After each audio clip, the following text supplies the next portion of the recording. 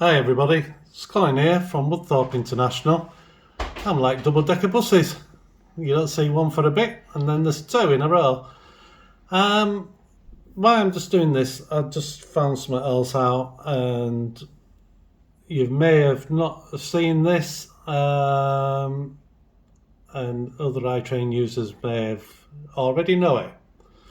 But I wanted to, instead of doing it with time making the horn blow, I wanted to do it when it was entering a block. And once you get your head round these actions, it's fairly easy, but it was just getting going. It was not complicated, but you had to understand what they were saying, how they worded stuff in the manual and stuff like that. But we've got it now, so it's great fun. But what we wanted to do was get it to make a horn noise when it entered block 2, which is this block here. And we just got actions. Yesterday I said about the operator in conditions. We used that and blocks. And then in execution we just had locomotive and got it to hoot its horn. So it knew when it got into block 2 to hoot the horn. So I just got the train, dragged it to here, pressed route, train went from there into block 2, hooted, into block 3, and then I dragged it back, and when it came into block 2 again going the other way, it hooted again. So it was a case of, right, now then. So I did a train route. I told you about these yesterday, that there is train routes, and I'd done it from block 1 to block 3. And you press, you put a train onto it and you press go and the train moved. Great. And it tooted. But when looking at train routes again, and you go to edit and click on train route, I noticed down here the word entry action, waiting action and departure actions, and I thought, is that the same? And when you click on it, it is. So if I show you there and click on a departure, because I put it in departures, there's whistle. I put whistle on it. And I thought, wow, that's another way of doing it. Now it only does train actions. I don't think it does anything else because there isn't any more things except functions down here. And when you click your functions, if I just click on it, you get your list of what functions you've got to use on your trains. So it's just a action with train noise.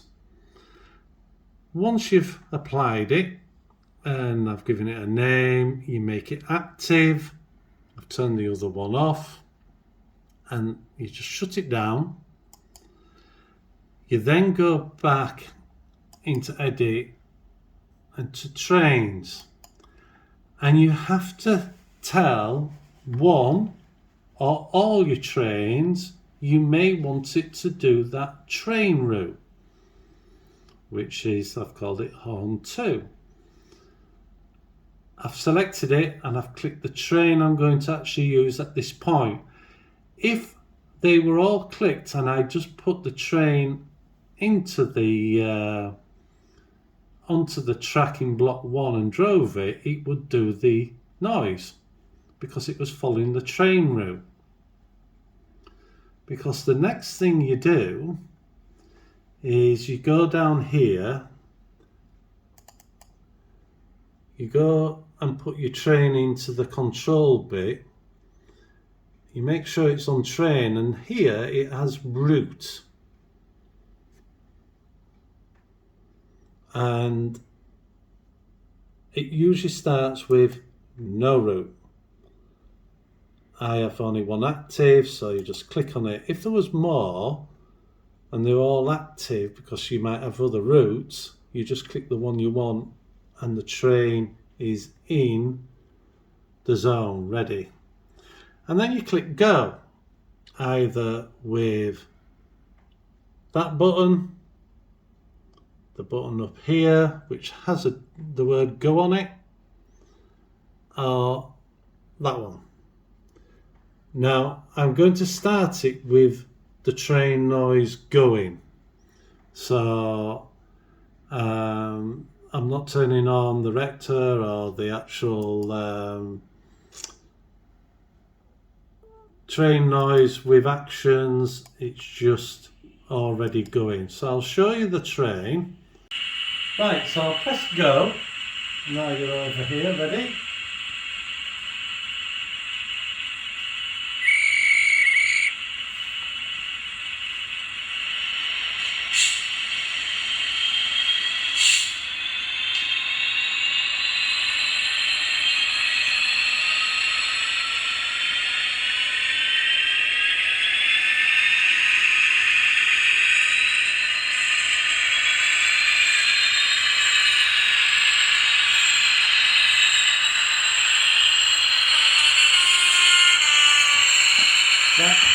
That horn was delayed by 3 seconds after it went into the block.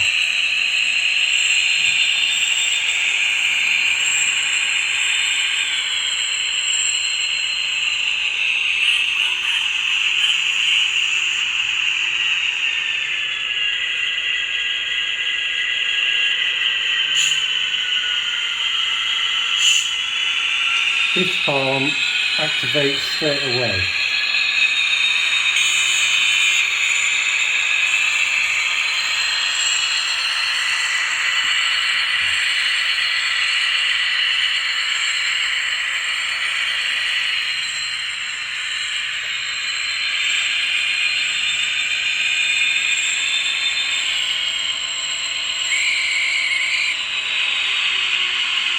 And I've got this to do twice.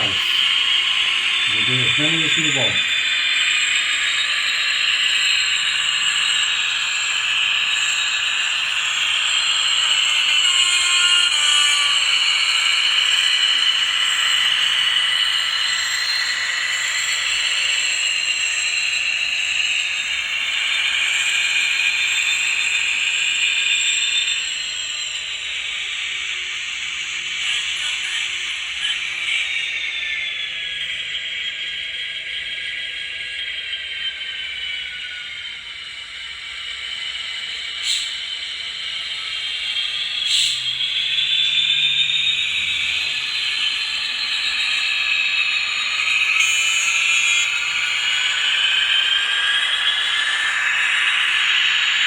With actions though, you can get it to do it 50% of the time, where with train route it's just as many times as it does it.